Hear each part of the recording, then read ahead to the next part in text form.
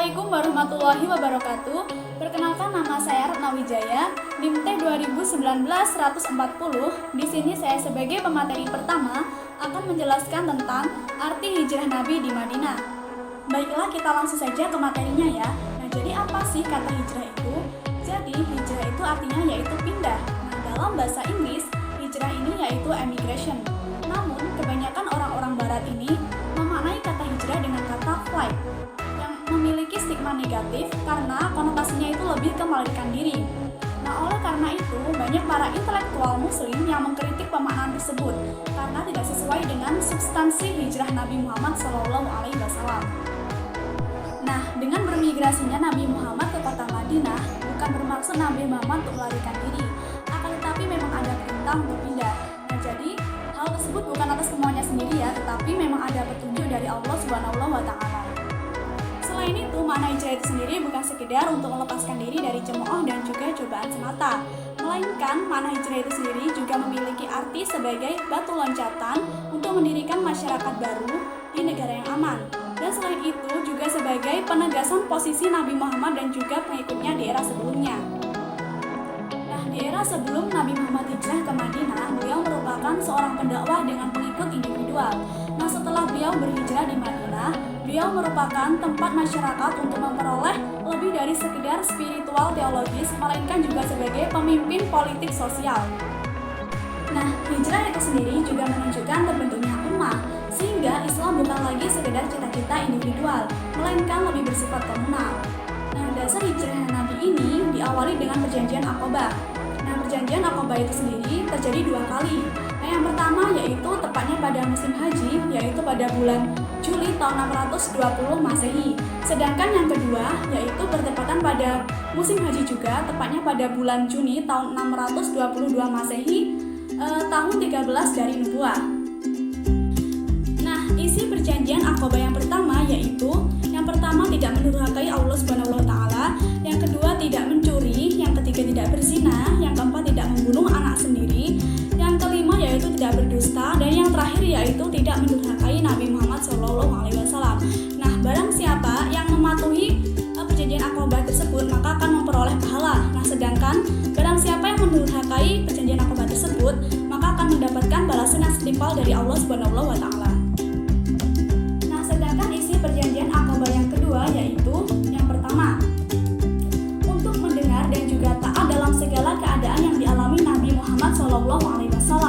Kemudian yang kedua yaitu untuk menyuruh kepada yang baik dan mencegah yang salah. Kemudian yang ketiga yaitu untuk mengharapkan ridho Allah SWT, tidak takut dan juga risau dengan celaan atau cemooh orang lain.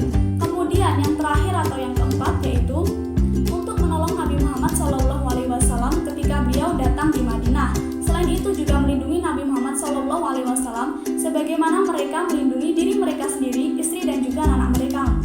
Nah, jika mereka menepati janji tersebut maka mereka akan mendapatkan balasan berupa surga. Nah, mungkin hanya itu yang bisa saya sampaikan, kurang lebihnya saya mohon maaf.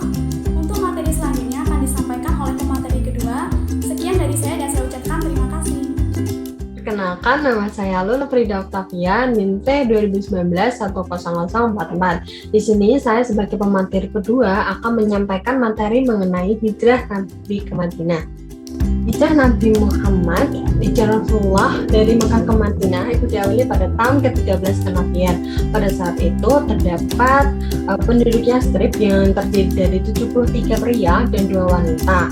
Nah, pada perjanjian Aqabah yang kedua ini, penduduk Yastrib bersedia untuk melindungi Rasulullah dan para pengikutnya. Nah, karena hal inilah Rasulullah memerintahkan umat Muslim untuk hijrah ke Madinah dengan sembunyi-sembunyi. Alasannya Rasulullah meminta umat Muslim untuk hijrah ke Madinah dengan sembunyi-sembunyi adalah agar tidak diketahui oleh penduduk kafir Quraisy di Mekah.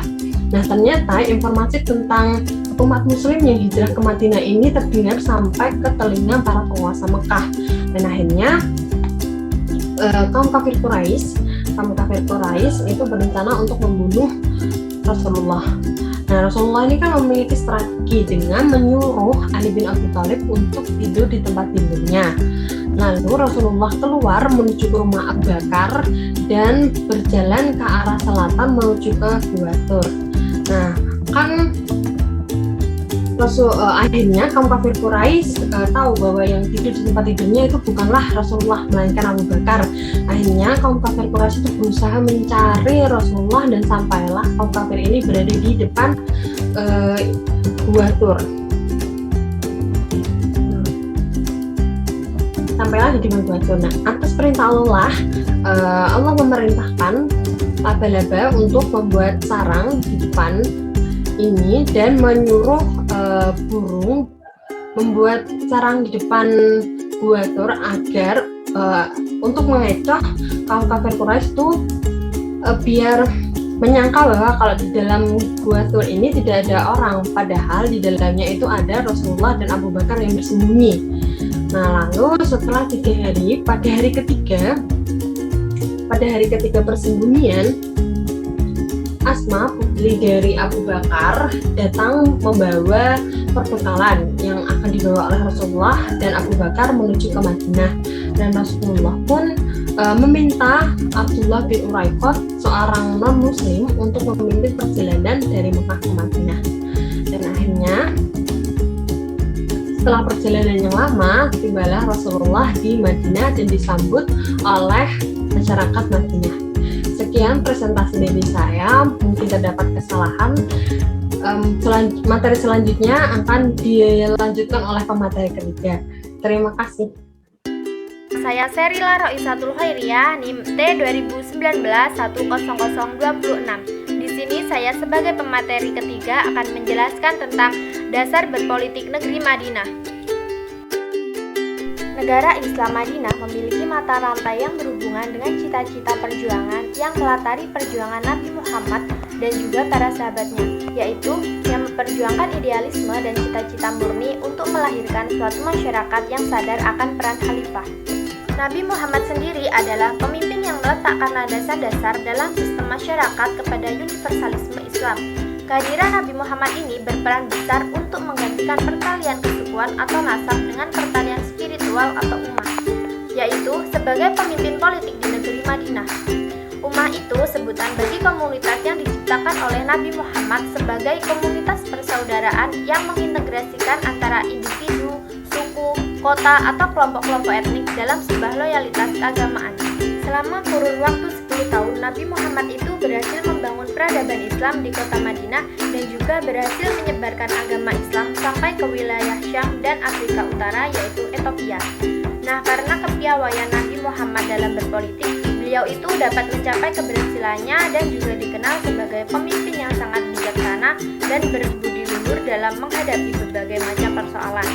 Tidak hanya dalam lingkup politik, tetapi juga di lingkup agama dan juga lingkup sosial. Nah, kepemimpinan Nabi Muhammad ini sangat berpegang teguh kepada Piagam Madinah atau Konstitusi Madinah. Nilai-nilai politik dan sosial yang terkandung dalam Piagam Madinah ini juga tak luput berpijak pada prinsip universalisme Islam yang berpedoman kepada Al-Quran. Kepemimpinan Nabi Muhammad di Madinah ini selalu memprioritaskan keadilan, toleransi, tanggung jawab, kejujuran, musyawarah, dan juga persaudaraan dan kemaslahatan umat. Berlandaskan akhlak yang mulia atau budi pekerti Nabi Muhammad adalah orientasi politik yang didahulukan dalam membangun komunikasi politik dengan publik. Jadi, nilai-nilai tersebutlah yang bisa membentuk politik pemerintahan yang bersifat demokratis yang menolak segala bentuk tindakan pemerintahan otoriter. Prinsip amanah, transparansi, jujur, dan musyawarah dalam berpolitik itu adalah strategi Nabi Muhammad dalam membangun masyarakat madani yang demokratis. Nah, hal ini bisa dilihat dari saat pertama kali Nabi Muhammad hijrah ke Yathrib. Beliau itu melakukan 2 hal, yaitu yang pertama mendirikan Masjid Nabawi dan mempersaudarakan antara kaum Muhajirin dan kaum Ansor. Kemudian, dalam Piagam Madinah, urgensi Piagam Madinah itu bisa dilihat dalam pelembagaan keadilan sebagai media politik pada pemerintahan Islam di Madinah yang memperlihatkan gabungan antara kaum Yahudi dan Nasrani untuk memelihara agama dan memajukan kebudayaan bangsa, juga untuk menggerakkan usaha-usaha peningkatan kualitas hidup. Dan Nabi Muhammad itu selalu menanamkan spirit ukhuwah Islamiyah sebagai pengganti pondasi sosial masyarakat Yathrib yang berorientasikan fanatisme kekuasaan. Mungkin itu saja penjelasan dari saya, kurang lebihnya mohon maaf dan terima kasih.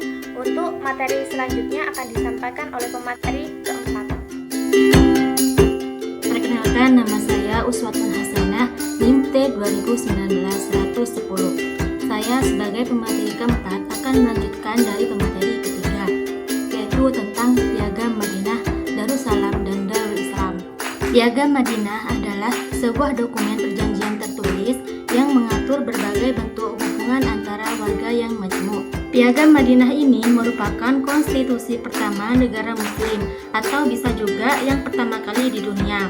Karena setelah Nabi Muhammad SAW hijrah ke Madinah, beliau memandang perlu untuk mengatur hubungan dengan orang-orang muslim. Dalam hal ini, beliau bertujuan untuk menciptakan suasana aman dan tentram dengan mengatur wilayah dalam satu arahan.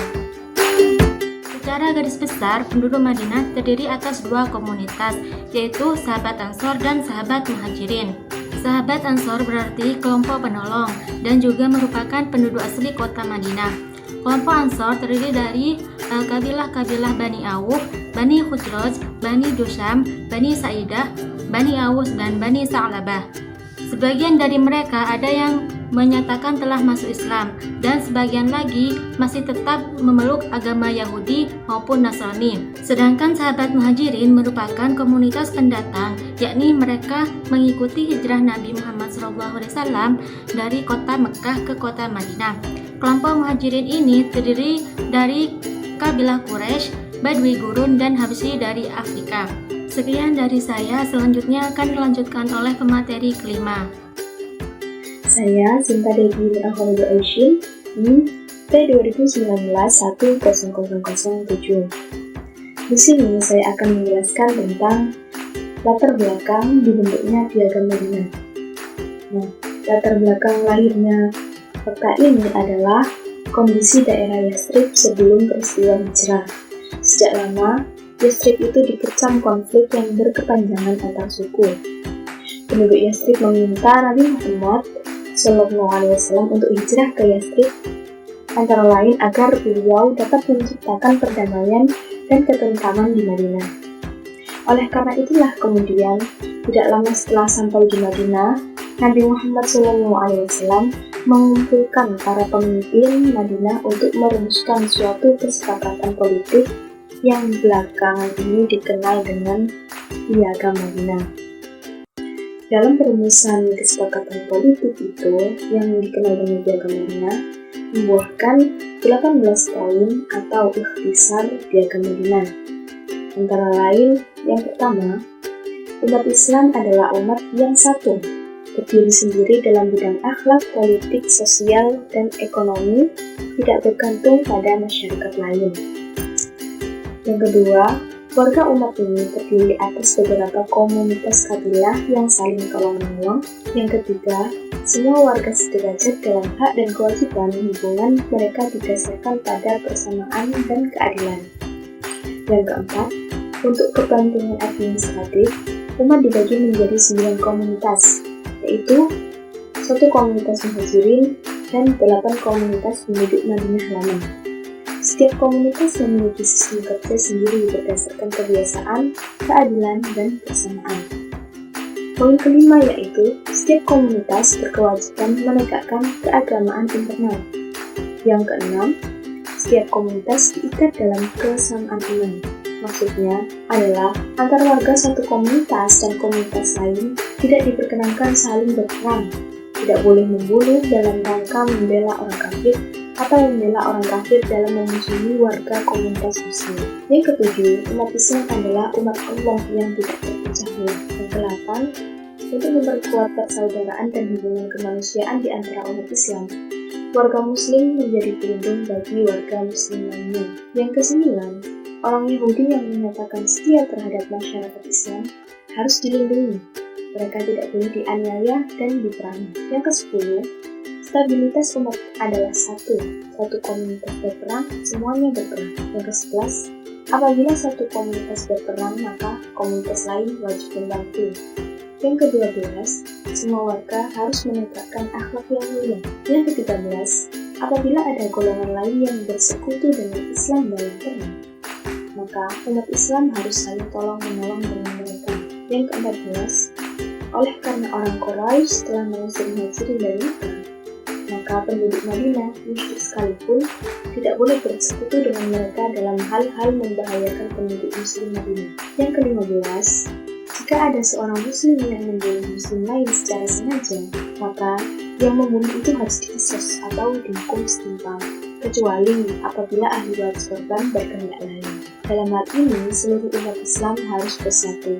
Yang ke-16, orang yang bersalah harus dihukum, warga lain tidak boleh membelanya. Yang ke-17, jika terjadi konflik atau perselisihan yang tidak dapat dipecahkan dalam musyawarah, maka penyelesaian diserahkan kepada Nabi Muhammad SAW. Dan yang terakhir adalah semua kesalahan ditanggung sendiri. Seseorang tidak diperkenankan mempertanggungjawabkan kesalahan kepada teman sekutunya. Sekian penjelasan dari kelompok kami. Saya ucapkan terima kasih dan semoga penjelasan kami membawa manfaat dan menambah ilmu untuk kalian semua. Assalamualaikum warahmatullahi wabarakatuh.